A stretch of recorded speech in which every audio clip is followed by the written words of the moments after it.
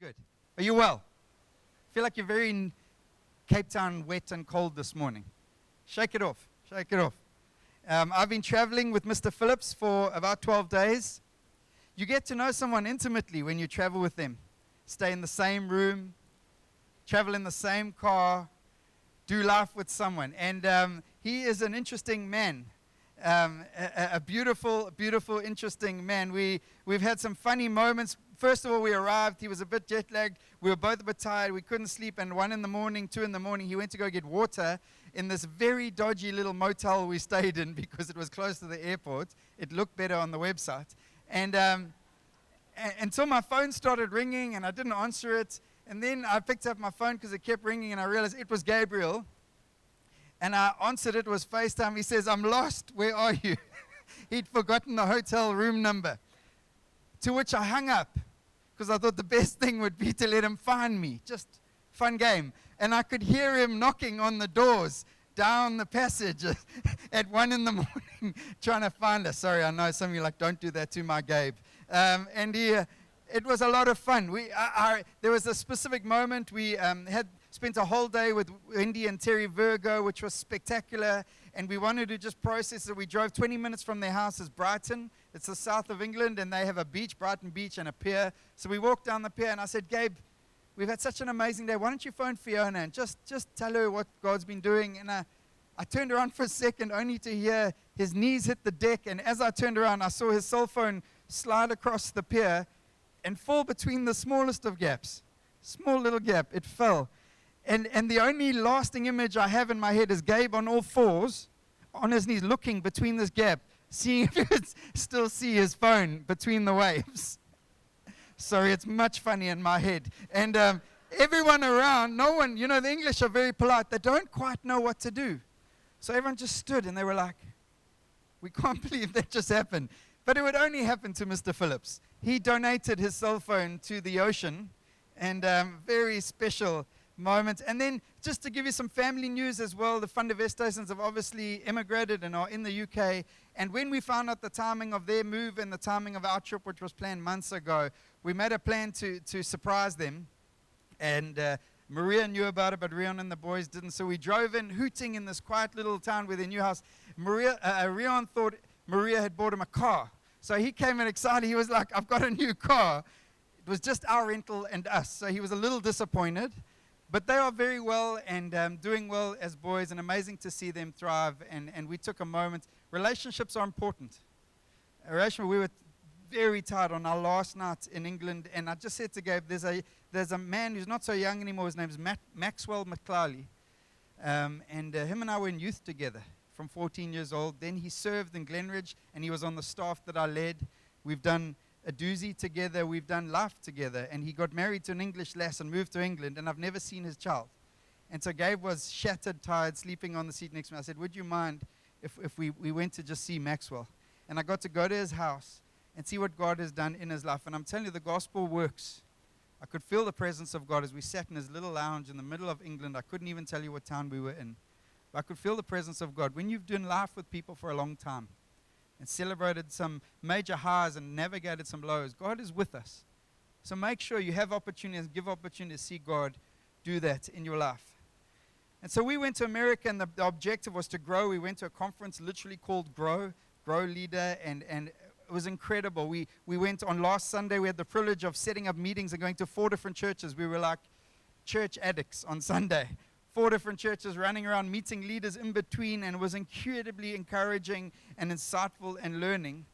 But I've been taught by a man named Rory Dyer that when Jesus says, "Take the gospel to Jerusalem, Judea, Samaria, and the ends of the earth," Judea might be Jerusalem might be your nearest, Judea might be your province, but Samaria is not a place. Samaria is a woman at a well. Jesus met a woman at a well at a place called Samaria. And so every time I travel, I ask God, could there be the one? Every time we plant churches, we say, "Hey, God, we'll do it just for the one." For me, Milnerton was about a lady named Karen, who's Fiona's mother, who got saved, who got baptized, and got into community at a community called Milnerton. It's a lady, Diane, who drives past us every Sunday to go to her church and her family called Life Changes Milnerton. But every time I travel, I say, God, is it the one? Is it the person sitting next to us on a plane? Is it that? And I would encourage you to do the same, because Jesus always ministers to the one. And we arrived and went straight into this conference, and the next day woke up and we went straight to the conference. And Americans know how to do conferences. It's like 9 in the morning till 10 at night. You're going to be here. We're going to talk. It's going to be big. And you get 10-minute gaps. So by conference number 4, Gabriel's looking like this. And we shot out to go get some food to come back, and popped into a heavenly anointed chicken place called Chick-fil-A. If you've ever been to America, it's great. But I went there for one purpose, to get my chicken. That was it.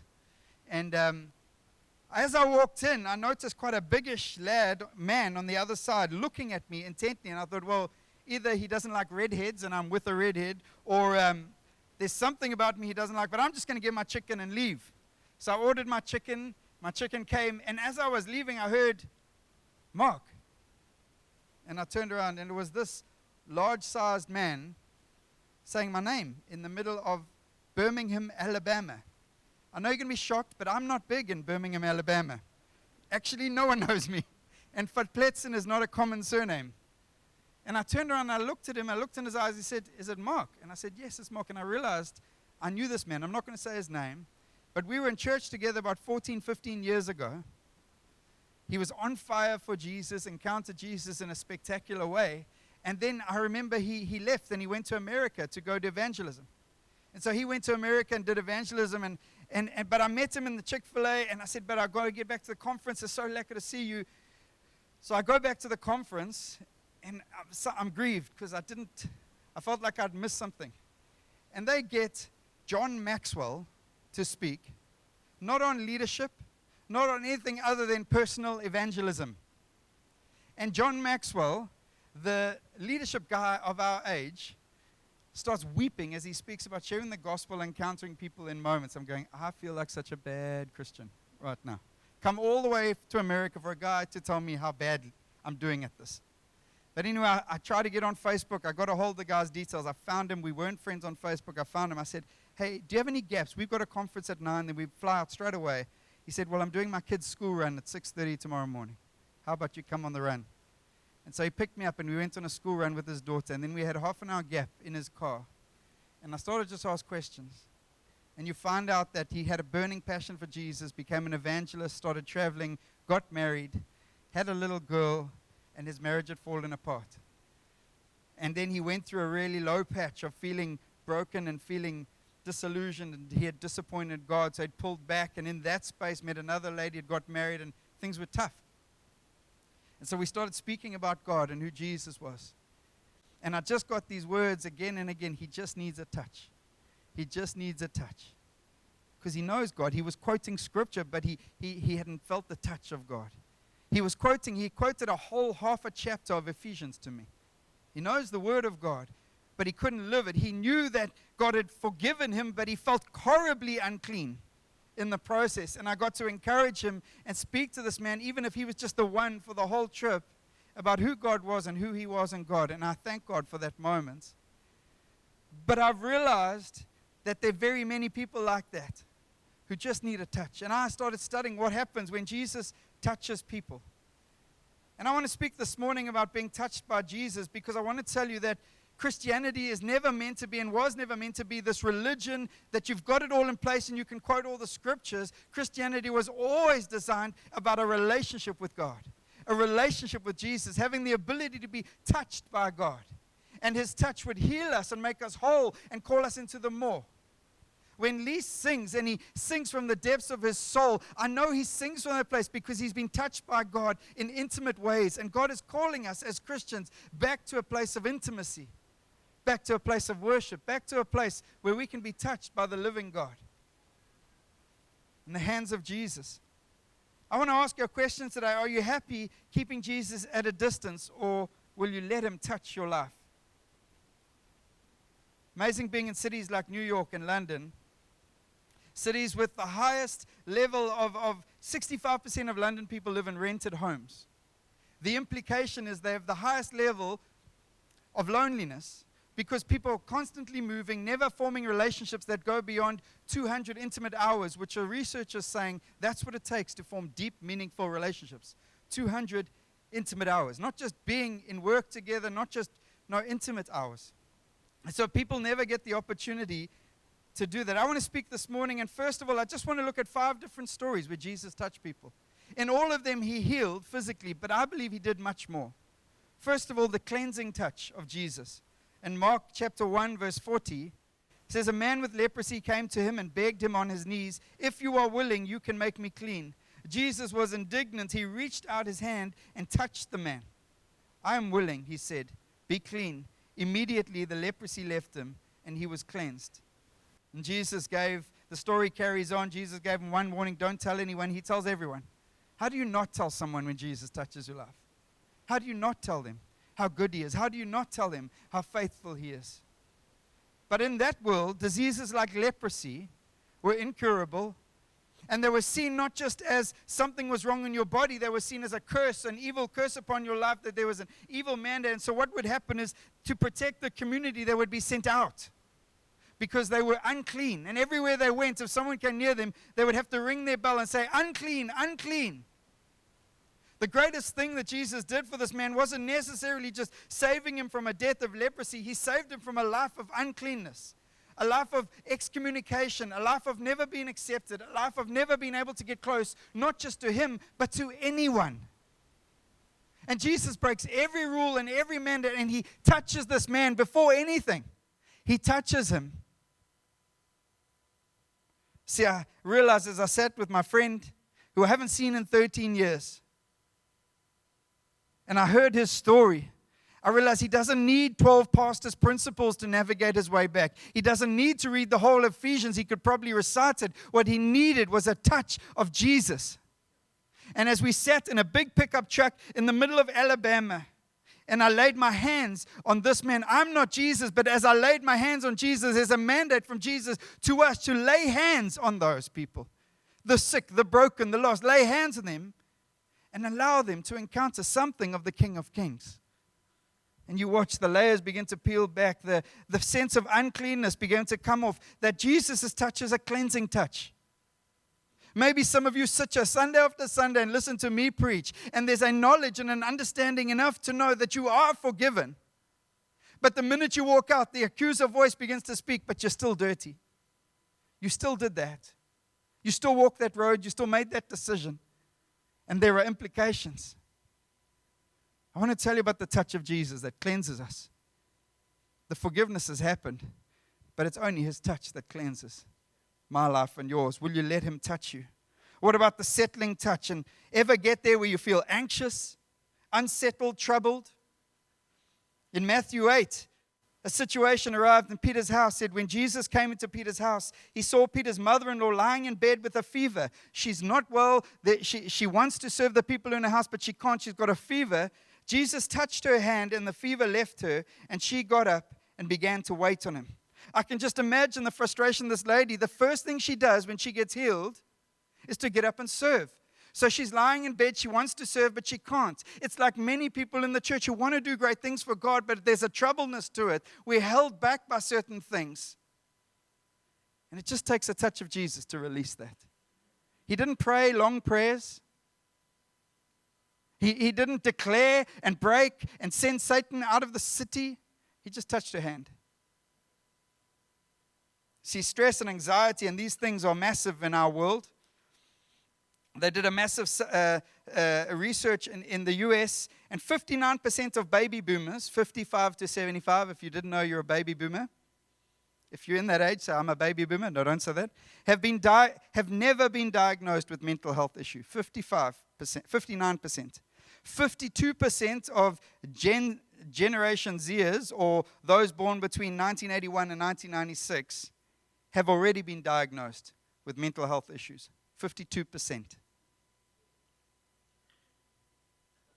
A confession, I love watching people. I'm a people's person. I'm fascinated by people. And Gabe and I were eventually talked out. I know most of you think that's not possible, but it is. And so we would buy coffee and we would sit at a coffee shop and just watch people walk up the streets of London or the streets of New York. And then we start to say, I wonder what's happening with that person. And I felt the compassion of God come upon His people as you realize people are going to and from work, spending hours upon hours, actually not because there's a settledness upon the call in their life, but actually because there's chaos. And Jesus just wants to touch. He wants to touch your life so that through your life He can touch others. And maybe it's going to be on a trip you go on, or maybe it's going to be the person who sits next to you every day in the office. He wants to touch their lives. He wants to settle them and bring peace to their chaos and bring freedom from anxiety. He wants to do that. But you know how He's going to do that? He's going to do it by doing it in your life and my life first. I just kept looking at stories and asking the question, will you let Him touch you? As I sat with this man in a car, I said, but you know everything about God, but you won't let Him near. In Matthew 9, it says, as Jesus went on from there, 2 blind men followed Him, calling out, have mercy on our son David. When He had gone indoors, the blind men came to Him, and He asked them, do you believe that I am able to do this? Yes, Lord, they replied. Then He touched their eyes and said, according to your faith, let it be done to you, and their sight was restored. It carries on in verse 33. It says, nothing like this has ever been seen in Israel. Maybe nothing like this has been seen in Cape Town or your work or your house. I don't know about you, but I don't like the idea of someone touching my eyes. Bit of a germaphobe, but you'll see later it gets worse. But Jesus goes into an intimate place and says, your point of brokenness are your eyes. So I need to be able to touch your point of brokenness. Why is it that when we come to Christ, and often when we come to church and community, it's the point of brokenness we hide away and everything else we put forward? Let's be honest, every single one of us in this place has masks on right now. Every single one of us. And the gospel keeps calling us and imploring us to pull back the mask so that Jesus can touch our most broken areas. That's why testimony is so powerful. Because it's the willingness to pull back a mask, expose our brokenness, and let God get all the glory. It's what He wants. And He speaks to these guys, and God touches the eyes of the blind men and gives them sight. But I want to tell you, more than just sight, God wants to give vision for life. Maybe you and say, well, I'm just doing time. I'm working paycheck to paycheck. It's not getting me very far. We were never meant to live like that. The Bible speaks to us and says clearly, actually, without vision, my people perish. He wants you to have vision for your life. I've known about this man and the desires in his heart for a long time, and it's weighed upon me because I felt something of a responsibility to say, God, is it in our house? It is in another story. What is it? And I've prayed about this for years. And as he makes a step of faith, I know on the other side of this faith, there's a vision for what God can do, and it's in God's hands. It's always in God's hands. What's the vision in your life that's no longer in your hands? It's in the hands of the one who heals blind eyes. Because that's where the supernatural will be. That's where the things of this earth will go strangely dim. And the light of His glory begins to happen. I just want to encourage us this morning that all of this happens when we allow Jesus to touch us. And it's going to look like some things. It's going to look like taking time out of busy lives. It's amazing. You walk on the underground and it's 35 degrees and everyone's pouring into a tram underground line. It's a phenomenal system. But the minute it's late, everyone's flustered. People on their phones, and they've all got these earbuds, so there's no wires, you don't know, and they're talking like they're moaning, and you think, are they talking to me? Then you realize they're not. The train is 2 minutes late, and they're going off. I'm like, come to Africa, buddy. Come hang out with us. You'll calm down. Whoa. Just breathe. And they are going off on their little AirPods. And you realize, but we're all like that, actually. Will we allow Jesus? What about the comforting touch of Jesus in Matthew 17? Suddenly Moses and Elijah appeared before Him. So Peter, James, and John on the Mount of Transfiguration, and suddenly Moses and Elijah appeared talking with Jesus. Peter said to Jesus, Lord, it is good for us to be here. If you wish, I will put up 3 shelters, one for you, one for Moses, one for Elijah. While Peter was still speaking, a bright cloud enveloped them. And a voice from the cloud said, this is my beloved Son, in whom I am well pleased. Listen to Him. When the disciples heard this, they fell face down in terror. Never seen this before. I've never understood. It says, then Jesus came over and touched them. Get up, He said, do not be afraid. And when they looked up, they saw no one except Jesus. We sing of courage. Courage is not something that as Christians we work up by what we know about God. Courage comes when we are touched by Jesus. Courage comes when we say, God, outside of your touch and outside of your anointing upon my life, I can do nothing. Nothing will change. I can preach 1,000 sermons, but if I haven't been touched by Jesus, nothing will change. And you can try and do 1,000 business deals in your own hand, but you'll never see the supernatural multiplication of heaven unless you've been touched by Jesus in that context. And he's asking the question, as I asked my friend, I left that meeting going, hey, God, have I pulled back from being touched by you? And at times, I've got to get back to myself and realize, yes, I have. Am I still desperate for his touch? Am I still desperate for his presence? Am I still desperate like I was a 16-year-old teenager going to all-night prayer meetings with my friends? Would I still do that? I've got my little 10-year-old boy sitting in the second row this morning because he wants to be cool. And I preach, he's not there. He was in the earlier service, sorry. Everyone's looking for him. Where is he? And I realize the game changes now. Because someone who's watched my every moment now gets to see what I preach. And he's going to do the sums because he does the sums in every part of his life. Why would he not do it with me? Saying, God, to impact his little heart, I need to be touched by you. I have to be touched by you. And you do too. Will you let him touch your life? What about the liberating touch? In Mark chapter 7, there were some people brought him a man who was deaf and could hardly talk, and they begged Jesus to place his hand on him. After he took him aside, away from the crowd, Jesus put his fingers into the man's eyes. Then he spit and touched the man's tongue. He looked up to heaven and with a deep sigh said to him, Epaphta, I think, which means be open. At this, the man's ears were opened, his tongue was loosened, and he began to speak.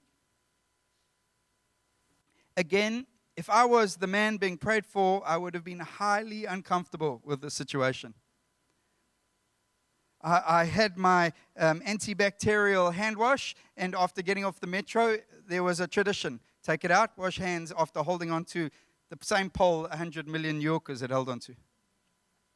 I'm a bit of a germaphobe, bless you.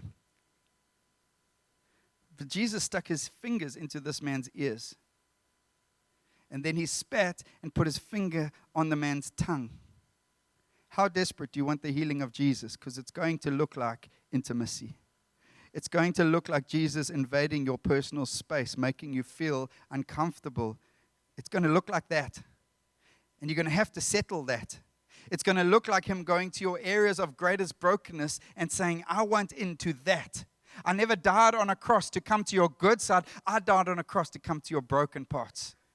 And in your brokenness parts, I'm going to stick my fingers, and in your broken parts, I'm going to place with intimate touch upon your life. Why?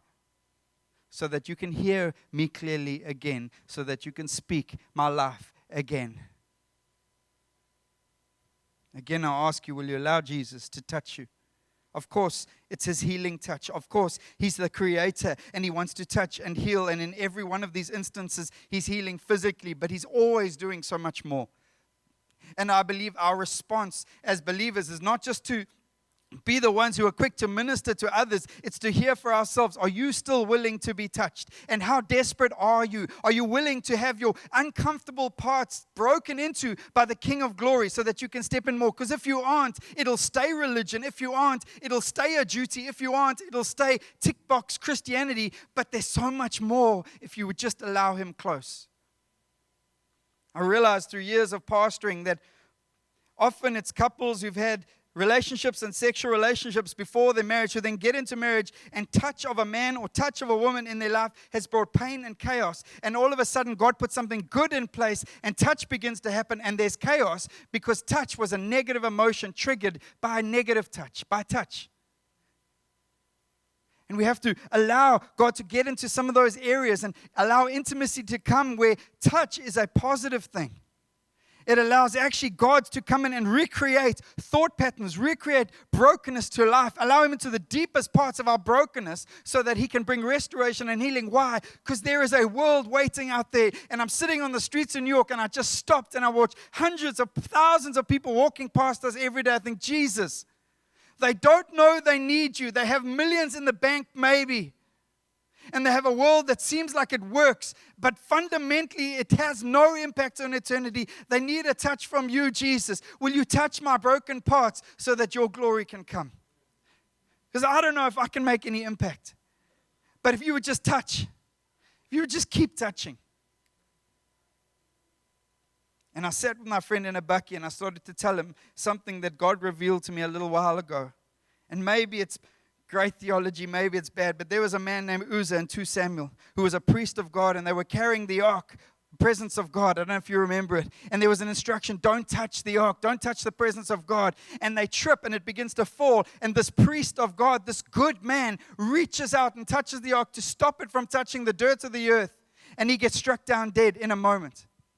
And I questioned that. I remember reading it about 2 years ago and God, why would you strike down your priest? Why? He did everything you said. He followed the rules. He followed the laws. And as clearly as I know how, God spoke to me and said, never again will a system, never again will a process, and never again will a person stop my glory from touching the dirt of the earth. Never again. I came to earth and I died on a cross so that the dirt of the earth can keep being touched by the glory of God. And where there is a man in a pickup truck in Birmingham, Alabama, or where does your work colleague who sits next to you every day, maybe it's your spouse who you've struggled to say a kind word to for a long time because of something they did 5 years ago. God said, never again. I'm going to put a precedent in place that never again will anything stop my glory from touching the dirt of this earth. And I watched God begin to bring and touch his son. And I left, but God keeps touching his son. Because it's never about us. It's about the Father who wants to touch his children. The biggest thing I miss when I travel is my kids. I want to hold them. I'm a snuggler. Last night, my wife couldn't kick me away more. She's a foot toucher. I'm a snuggler. And then I go through the room in the middle of the night. I want to hold them. I get into their bed sometimes. I know some of you think it's weird. It's okay. And I hold my kids. And Ben climbs all over me, and Judah pushes me away, and Daniel's somewhere in between. But when I travel, I miss that. How much more the Father in heaven? If the greatest picture of God is Father, how much more does he want to touch your life? Oh, Mark, you don't know what I've done. No, he put a precedent in place saying never again. How much more does he want to touch your life today? Can we stand together?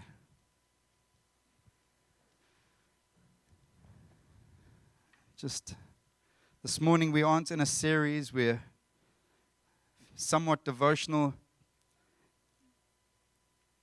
But I believe God wants to touch his children this morning. The first way to respond is to say this in your heart and say to him, I'm your child. Because we sometimes think we're bigger than we are. We sometimes think we can fix ourselves, we can heal ourselves. Oh, that area of brokenness, that area, if I just do these 7 steps, I'll fix. No, you can't. Here's the lie. Everyone says at funerals, and it's a lie. Time heals. Time won't heal a broken heart. It just can't. Because time's not a healer, and it never was. But there is a healer. But he doesn't heal from a distance. He doesn't heal through the airwaves. He heals when his sons and daughters are willing to be touched by him. Just touched. Are you willing to be touched by the King?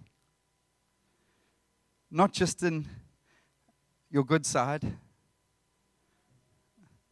The selfie world, eh? People posing and just standing watching us going, wow. That's the world we live in, and that's how we treat God. Look at my good side. He says, I've seen your good side. I made it. I want to touch your broken sides. Can we close our eyes just for a second? This is a journey. This is not even just a moment, one moment now. This is a lifelong pursuit I'm calling you to, and I'm calling myself to.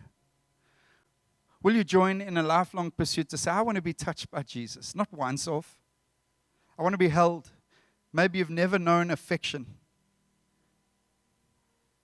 Will you allow the lover of your soul to touch your broken sides so that he can use you as an agent of his healing and wholeness in this world? Maybe on the other side of the planet, or maybe for your neighbor. If that's you, will you lift your hands with me as I lift my hands, as I've kicked out of this pursuit at times? Lord, all we're saying by lifting our hands is, we need your touch. Jesus, we need your touch. Father, we need your touch. Where can we go, God, from your presence? What hope is there for this world outside of your touch? I pray this morning, touch those who need physical healing, but also, God, that which we get so good at hiding behind masks, would you touch and would you heal and would you bring wholeness and freedom? Would you liberate from anxiety and pain this morning, King? So that you would get all the glory, King Jesus. For those living under the disappointment of decisions in their past, I pray, God, the liberator, the breaker of chains, break those chains. And with one touch, heal, restore, and make whole this morning. We surrender to your healing this morning. We surrender to your touch.